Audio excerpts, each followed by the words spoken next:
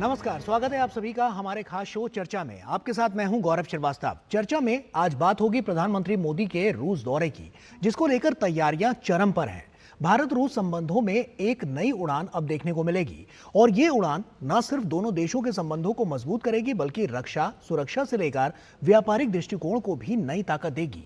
क्या होंगे इसके सकारात्मक पहलू, क्या पड़ेगा तमाम क्षेत्रों पर इसका असर, क्या होंगे इसके बहुआयामी परिणाम और कैसे दशकों पुरानी दोनों देशों की दोस्ती पर पड़ेगा इस दौरे का प्रभाव, इन तमाम बिंदुओं पर रहेगा हमारा फोकस। साथ ही करेंगे इस पर चर्चा भी। तो चलिए शुरुआत करते हैं हमारे इस खास कार्यक्रम भारत रूस संबंधों की नई उड़ान की।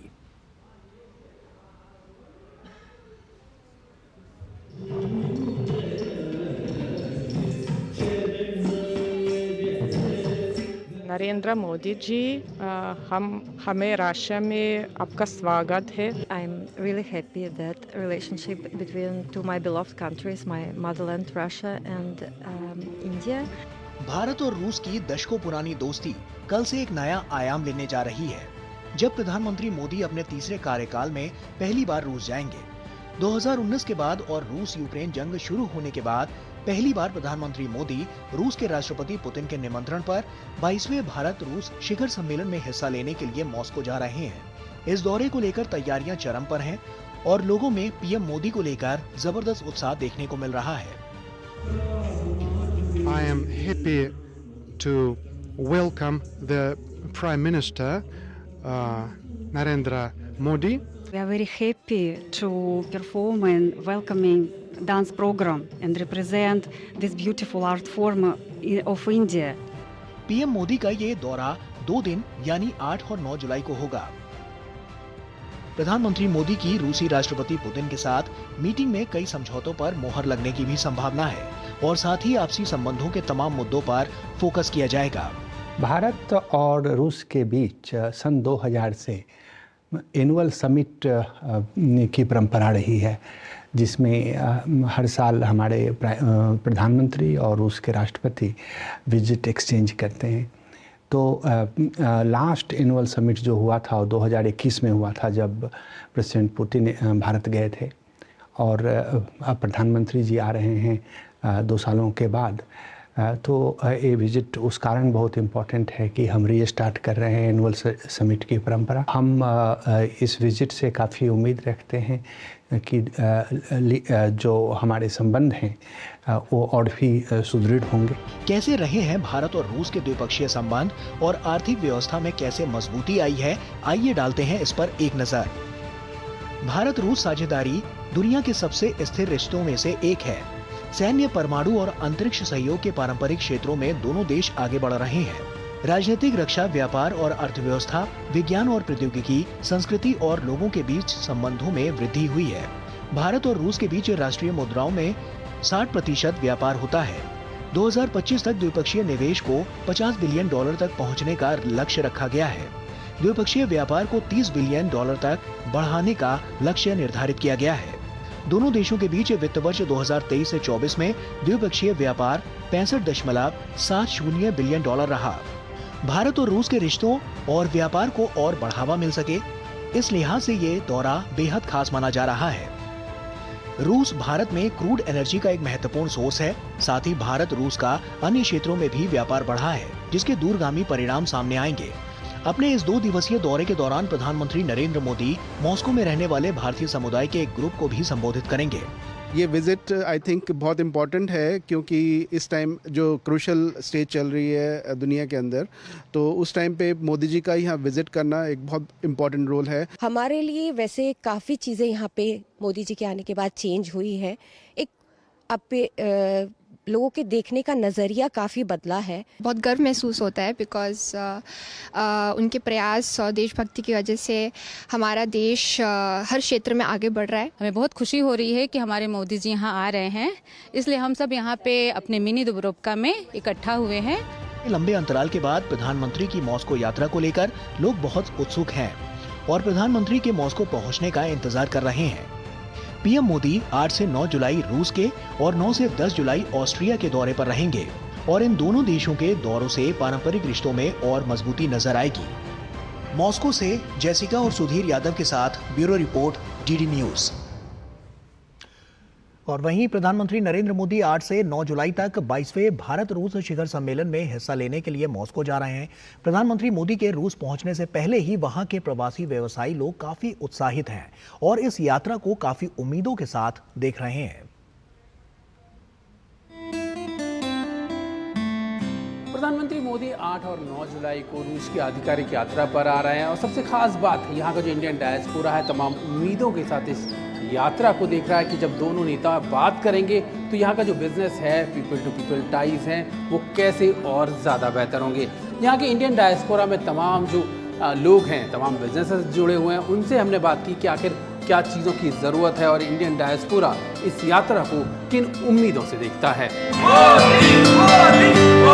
हम लोग बहुत एक्साइटेड है कि वो लोग यहाँ पे आ रहे हैं। डिफेंस में ऑलरेडी चल रहा है, फार्मा में भी चल रहा है, but sky is the limit. हम लोग ये नहीं देखते कि रशिया में manufacturing, we are also looking at manufacturing in India and exporting to Russia.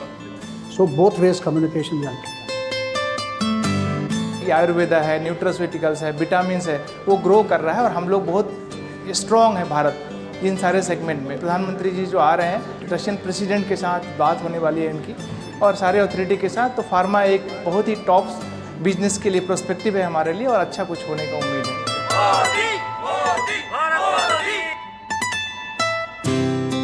सिर्फ 1-2 कंपनी ही इंपोर्ट करती थी इंडिया से, ज़्यादातर लोग चाइना से इंपोर्ट करते थे। लेकिन मेजर जो क्वांटिटी है हम लोग इंडिया से इंपोर्ट कर रहे हैं, वो जो मोदी की वजह से ही हो पाया है। भारतीय समाज इस तरह से पूरा आत्मविश्वास के साथ विविध देशों में जो दिखाई दे रहा है, इसका पूरा क्रेडिट प्रधानमंत्री मोदी जी को है। રશિયામાં સાહેબ આપનું સ્વાગત છે। ગુજરાતીઓ અને ઇન્ડિયન ડાયસ્પોરા તમારું ખૂબ ખૂબ વેલકમ કરવા માટે અમે વેઇટ કરી રહ્યા છીએ અને તમારા આવવાથી ખૂબ જ ઉત્સાહિત છીએ। પૂરા ગુજરાતી સમાજ અને પૂરો ભારતીય સમાજ ઉત્સાહિત છે।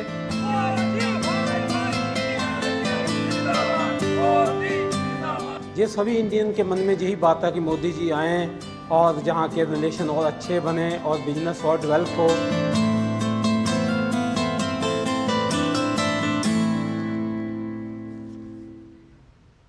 तो देखा आपने कि किस तरह से जो भारतीय मूल के लोग हैं वो वहां पर कितने उत्साहित और खुश नजर आ रहे हैं। साफ तौर पर प्रधानमंत्री नरेंद्र मोदी की एक छवि पाने के लिए, उनकी एक झलक पाने के लिए वो पहले से बेताब हैं और तमाम तैयारियां लगातार यहां पर चलती हुई नजर आ रही हैं। तो ऐसे में आप चलिए इसी पर हम चर्चा की अब अपने शुरुआत करते हैं अपने खास मेहमानों से। चलिए सबसे पहले आपका परिचय करवा दें। हमारे साथ अनिल वाधवा जी हैं जो कि फॉर्मर सीनियर डिप्लोमेट हैं। सर बहुत स्वागत आपका। और साथ ही साथ हमारे साथ डॉक्टर स्वाति राव जी हैं जो कि एसोसिएट फेलो MPIDSS से हैं। बहुत स्वागत मैम आपका। और साथ ही साथ हमारे संवाददाता मॉस्को से हमारे साथ सुधीर यादव भी हमारे साथ जुड़ रहे हैं। सुधीर आपका भी बहुत बहुत स्वागत। सुधीर सबसे पहला सवाल तो मैं आप ही से लेना चाहूंगा और मैं चाहूंगा कि आप बताएं कि किस तरह से वहां पर हर्षोल्लास के साथ जो लोग हैं जो वहां पर उत्साह में लबरेज नजर आ रहे हैं। हमने आपकी अभी एक रिपोर्ट भी दर्शकों को दिखाई, तो ऐसे में क्या आपकी बार की तस्वीरें हैं जो आपकी बार की इस यात्रा को प्रधानमंत्री नरेंद्र मोदी के बहुत अलग करती हैं? बिल्कुल गौरव, देखिए तमाम जो वैश्विक परिस्थितियां बदली हुई हैं, जो पहले की जो शिखर सम्मेलन रहे उससे इस बार की शिखर सम्मेलन में एक खास बदलाव ये है कि जो वैश्विक परिस्थितियां हैं वो बदली हुई है। यूक्रेन रशिया वॉर के परिप्रेक्ष्य में से देखा जा सकता है। तमाम वेस्ट के जो सैंक्शंस रशिया पे हैं उसी परिप्रेक्ष्य में अगर देखा जाए तो बहुत अहम और इम्पॉर्टेंट है। और इंडियन डायस्पोरा की भी जो हमने बात सुनी, खास तौर पर जिस तरीके की रशिया को ज़रूरतें हैं, भारत उनको पूरा करने के लिए तैयार है। एक टाइम टेस्टेड जो फ्रेंडशिप रशिया के साथ हमारी रही है वो साफ तौर पर नजर आती है। यहाँ जो इंडियन डायस्पोरा है, जो रशिया के लोग हैं, जो पीपल्स टू पीपल टाइज हैं, उनमें भी साफ तौर पर ये नजर आता है। और अब कोशिश ये की जा रही है गौरव कि जो टूरिज्म का क्षेत्र है, साइंस एंड टेक्नोलॉजी का क्षेत्र है, डिफेंस में हम बहुत ज़्यादा स्ट्रैटेजिक पार्टनरशिप के लेवल पर पहले से ही काम कर रहे हैं। किस तरीके से स्टार्टअप्स का जो एरिया है, इन्वायरमेंट का जो क्षेत्र है, इनमें तमाम हम जो और आगे बढ़ें और इन क्षेत्र में जो अपना सहयोग है उसको और तेजी से आगे ले जाएं। गौरव। बिल्कुल सुधीर, साफ तौर पर ये बहुत महत्वपूर्ण अब की बार होने वाला है और हमने जैसा कि देखा कि लोगों में बड़ा उत्साह नजर आ रहा है। हमारे साथ अनिल वाधवा जी भी हैं। सर, आप ही का रुख करूंगा। अनिल जी, आपसे मेरा सवाल ये है कि अगर हम देखें इस पूरे यात्रा को प्रधानमंत्री नरेंद्र मोदी के और रूस और भारत के संबंधों को, तो इस यात्रा से अब की बार हम जैसा कि मान रहे हैं और तमाम एक्सपर्ट्स भी इस बात को मानते हैं कि आने वाले समय में इससे और ज्यादा मजबूती इन दोनों देशों के रिश्तों में आएगी। तो ऐसे में क्या इसके दूरगामी जो हम कह सकते हैं कि दृष्टिकोण के नजरिए से और इसके परिणामों के नजरिए से भारत के हित में रहते हुए इन दोनों देशों के संबंधों में कितनी मजबूती, कितनी ताकत और कितनी ये जो साझेदारी है ये और ज्यादा बढ़ती हुई नजर आएगी?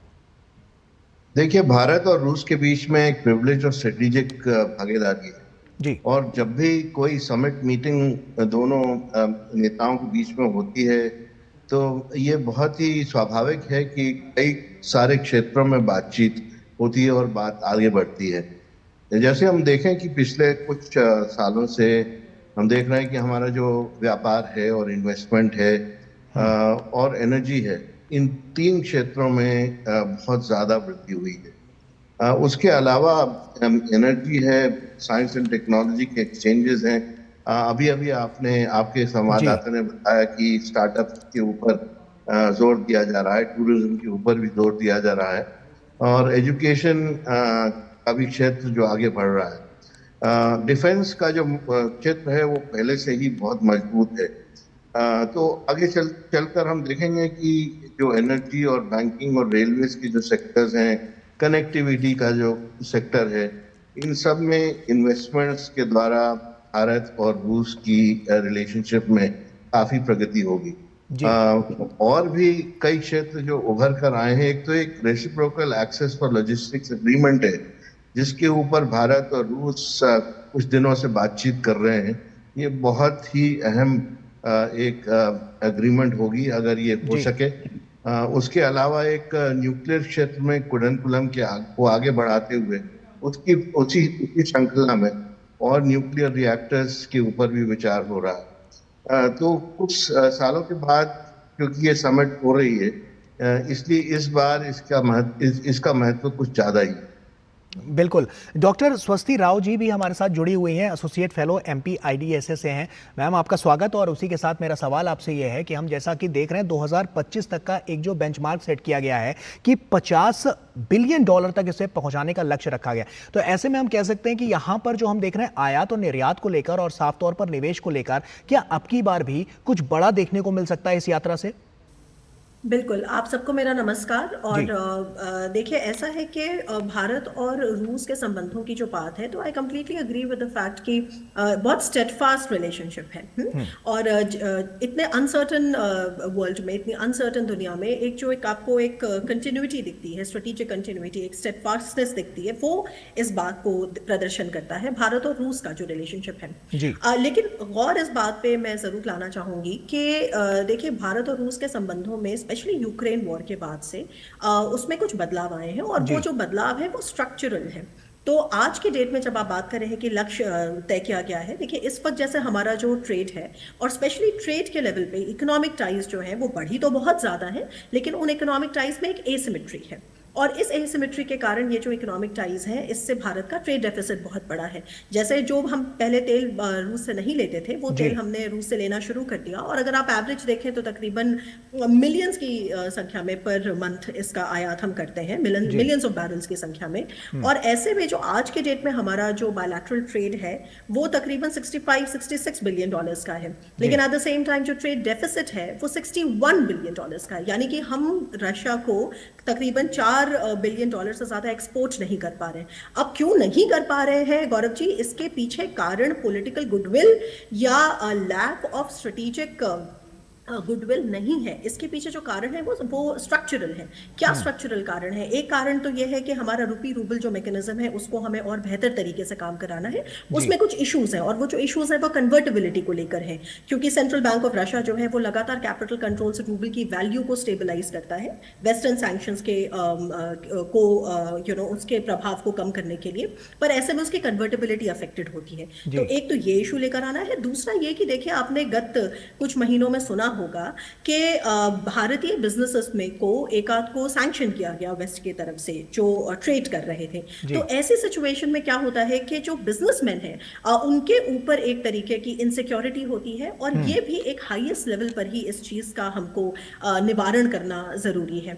तो इस तरह की चीजों का जब आप निवारण करते हैं तो फिर जो हम कह रहे हैं कि एक इक्विटेबल तरीके का ट्रेड जो है, और दूसरा इसमें एक बहुत बड़ा फैक्टर ये भी है कि काफी बड़ी संख्या में इंडियन रुपीस जो है वो रशियन वॉस्ट्रो अकाउंट्स में स्टक है।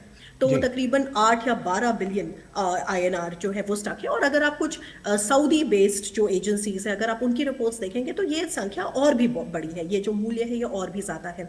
ऐसे में मेरे ख्याल से प्रधानमंत्री मोदी बिल्कुल आइडियली इस वक्त प्लेस्ड हैं रशिया को ये अपील करने के लिए कि वो जो पैसे हैं उसको वापस इंडिया में इन्वेस्ट करने की जरूरत है।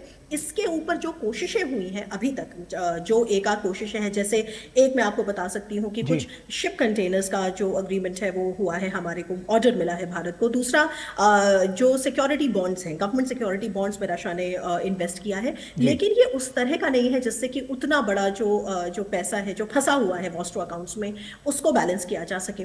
तो एक इन्वेस्टिंग बैक इनटू इंडिया, दूसरा इस एक्सपोर्ट को, भारतीय एक्सपोर्ट को हम बढ़ाएंगे कैसे? बढ़ा जरूर है, ये पहले 3 बिलियन था पिछले साल में, इस साल 4 बिलियन है, लेकिन अगर आप ट्रेड डेफिसिट के प्रोपोर्शन में इसको देखते हैं तो ये बहुत ही छोटा अमाउंट है।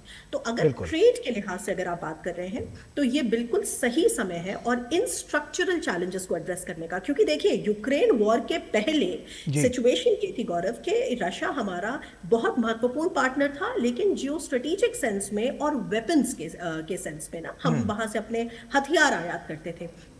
यूक्रेन वॉर के बाद जो पिछले 2 सालों में आप देखते हैं वहां आप देखते हैं कि वेपन्स का जो डिपेंडेंस है वो तो हमारा बहुत कम हुआ है। 10 साल पहले 76% था, आज के डेट में 36% है, और बाकी और बहुत सारे एक्टर्स हैं जिनका राइज हुआ है, जैसे कि जिसमें फ्रांस का नाम आता है, अब यूएस का नाम आता है।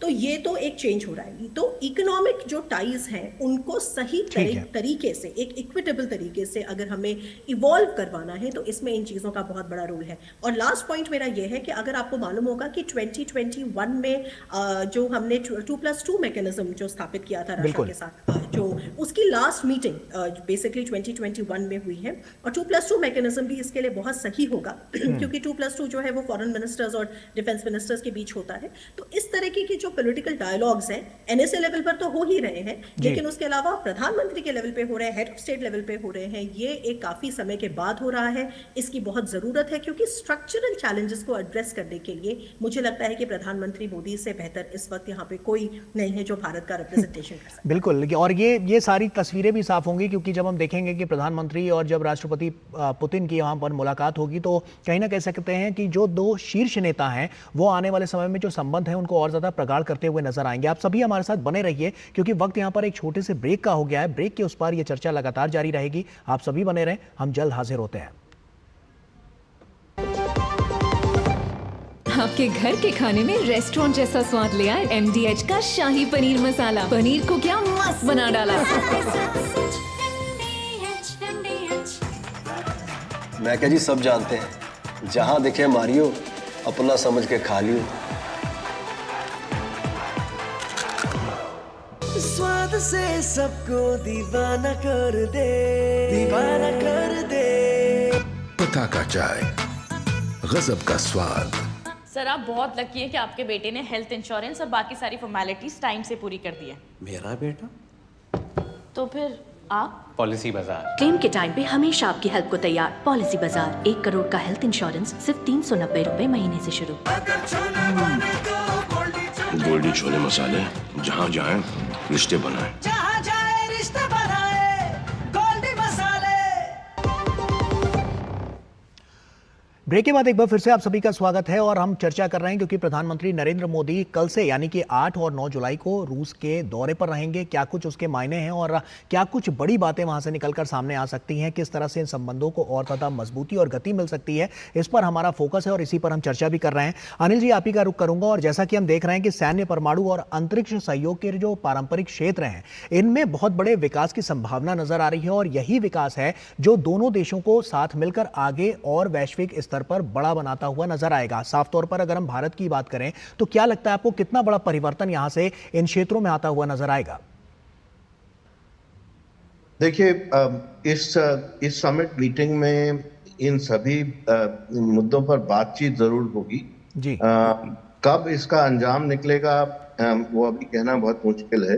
कि जैसे हम परमाणु क्षेत्र की बात करें तो जो कुडनकुलम सीरीज के जो प्लांट्स हैं उसका साइट कहाँ पर होगा और कितने न्यूक्लियर रिएक्टर्स और कोऑपरेशन के दायरे में आएंगे वो अभी डिटरमिन होना है।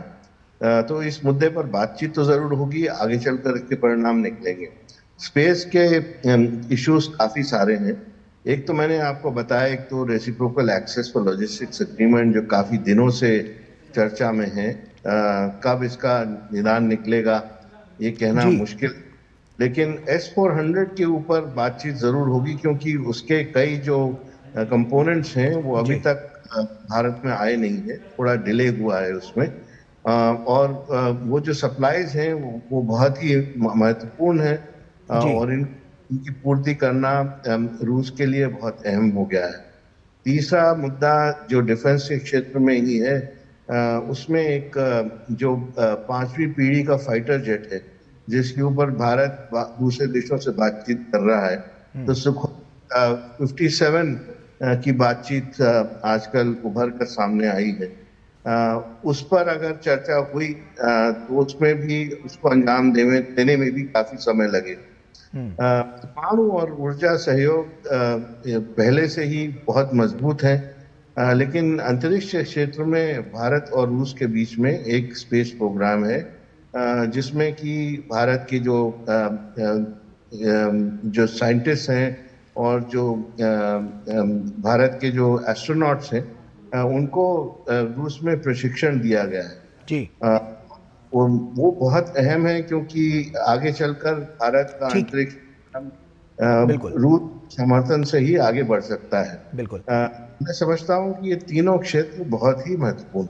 बिल्कुल। स्वस्तिक जी, आप ही का रुख कर रहा हूं और ऐसे में आपसे बस यही समझना चाहता हूं कि हम जैसा देख रहे हैं कि उसमें 47% हिस्सेदारी जो है वो रूस की आती है, तो ऐसे में अब की बार जब हम देख रहे हैं कि प्रधानमंत्री का ये दौरा होगा, तमाम बिंदुओं पर वहां पर बात होगी, मुख्य फोकस तमाम बिंदुओं पर रखा जाएगा, लेकिन रक्षा एक ऐसा क्षेत्र है जहां पर हमने देखा है कि उस पर सबसे ज्यादा फोकस रखने की बात की जा रही है। इस बारे में अगर हम बात करें तो इस पॉइंट को लेकर, इस फैक्टर को लेकर हम कह सकते हैं कि एक बड़े दूरगामी परिणाम यहां से निकलते हुए सामने आ सकते हैं। बिल्कुल, देखिए दो तरीके से इसके दो वर्टिकल्स हैं, स्पेशली अगर आप डिफेंस का मुद्दा उठाते हैं रशिया के साथ। पहला तो मुद्दा ये है कि जो एक्सपोर्ट्स, मतलब जो हम रशिया में एक्सपोर्ट करता है, अब देखिए उसमें ऐसा ये है कि ये बात सच है कि 2021 के बाद हमने कोई नया ऑर्डर रशिया को प्लेस नहीं किया है और ये अपने आप में एक तरीके का सरप्राइजिंग डेवलपमेंट है क्योंकि जैसा कि सब जानते हैं कि हम बहुत डिपेंडेंट रहे हैं रशिया के ऊपर, at least in the near past. तो एक तरफ तो ये हमारे डाइवर्सिफिकेशन के जो जनरली जो हमारे डीएपी रिफॉर्म्स के अंतर्गत जो डाइवर्सिफिकेशन और इंडिजनाइजेशन का ड्राइव है उसके उस वजह से भी है, और दूसरा उसके पीछे यूक्रेन वॉर का भी कारण है क्योंकि अभी एम्बेसडर साहब आपको S-400 का जिक्र कर रहे थे, लेकिन S-400 हमने जो 2018 में डील की थी S-400 की, उसमें 5 कंसाइनमेंट्स आने थे S-400 के और ये तकरीबन 45,000 करोड़ रुपए की डील है।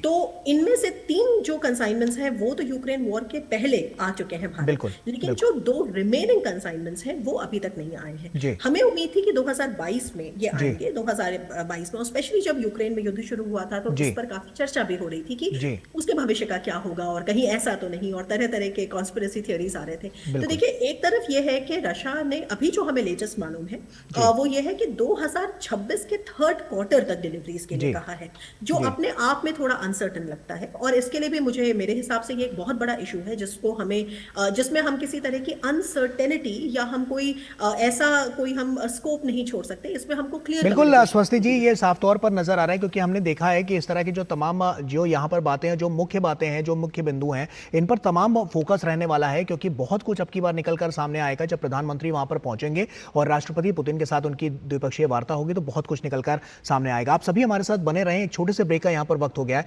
जल्द हाजिर होते हैं। लाल रंग इसका अपार, तीखा कम है फिर भी स्वाद बेमिसाल। MDH कश्मीरी। MDH। वो मिस्टर विकास की फाइल आप पॉलिसी बाजार। मैम, आपका हेल्थ इंश्योरेंस क्लेम अप्रूव हो गया है, अब आप सर को घर ले जा सकती हैं। क्लेम के टाइम पे हमेशा आपकी हेल्प को तैयार। पॉलिसी बाजार, 1 करोड़ का हेल्थ इंश्योरेंस सिर्फ 390 रुपए महीने से शुरू। ज्यादा उपज और भरपूर मुनाफा भी। दोनों मिलेंगे टोरी से, एक हाथ में खरपतवार की हार और दूसरे हाथ में ज्यादा पैदावार। समझे? IIL के ट्रैक्टर ब्रांड का टोरी, अब खरपतवार होगा हक्का बक्का, बढ़ेगा मक्का। बात जब पीढ़ियों के लिए बनने वाले घर की हो तो जिम्मेदारी बड़ी हो जाती है। गैलेंट समझता है ये जिम्मेदारी। अब डबल M रिब्स के साथ गैलेंट एडवांस TMT रीबार, निर्माण का रियल हीरो।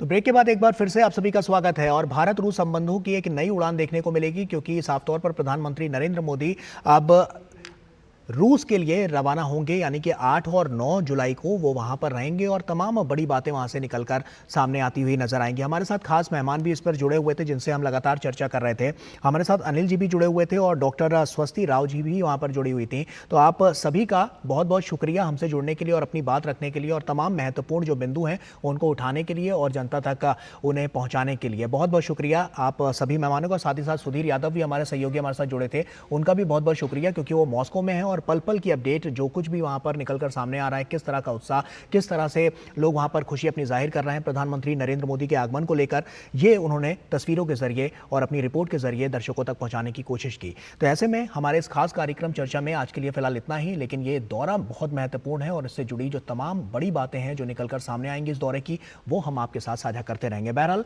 मुझे और मेरी पूरी टीम को दीजिए इजाजत। आप बने रहिए DD न्यूज के साथ। नमस्कार।